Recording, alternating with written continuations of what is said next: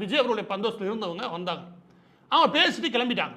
கிளம்புன அந்த கேப்ல ஒரு 2 மணி நேரம் மீட்டிங் முடிச்சுட்டு நான் வரேன். எல்லா பக்கட்டும் ஏடிஎம்கே டிஎம்கே சேர்ந்து ஆட்சி அமைக்க போறாங்க. 2 பக்கட்டும் முக்கியமான நபர்கிட்ட ஃபோன் பண்ணா என்ன இப்படி செய்து போயிருக்கேன். அப்படி ஒன்று நடக்கவே இல்லை, அப்படி ஒரு சந்திப்பு இல்லை, அப்படி ஒன்று யாரும் முயற்சி கூட பண்ணலை. ஆனால் எப்படி இந்த செய்தி ஓடுது? அந்த செய்தியை ஓட்டுறது யாருன்னு பார்த்தா சோர்ஸை தேடி பிடிச்சா அது எல்லாமே இந்த ஜெகதீஷ் யாரு விஜய் அவர்களுடைய லெஃப்ட் ஹேண்டர் கூட ஜெகதீஷ் அனுப்புறான். அதாவது விஜய் எதுக்கு 2 திராவிட கட்சிகளும் கூட்டணி சேர முயற்சி பண்ணுது பார்த்தீங்களா அப்படின்ற தோற்றத்தை உருவாக்குவாங்க. இது என்ன அப்படின்னா சென்டிமெண்டாவே பிளே பண்ணுவோம் அப்படி இன்ன வரைக்கும் பிளே பண்றாங்க. இது மாதிரி ஒரு கொடூரமான கூட்டத்தை நான் பார்த்ததே இல்லை. 2 திராவிட கட்சி கூட்டணி சேர்ந்து ஆட்சி அமைக்க போகுது ஏன்னா விஜய் வீழ்த்துறதுக்கு. இதெல்லாம் உண்மையிலே காமன் சென்ஸ் இருக்கணும் நம்ப மாட்டேன்னு வச்சுக்கவேன்.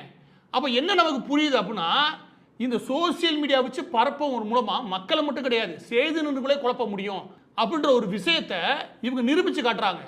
இன்னும்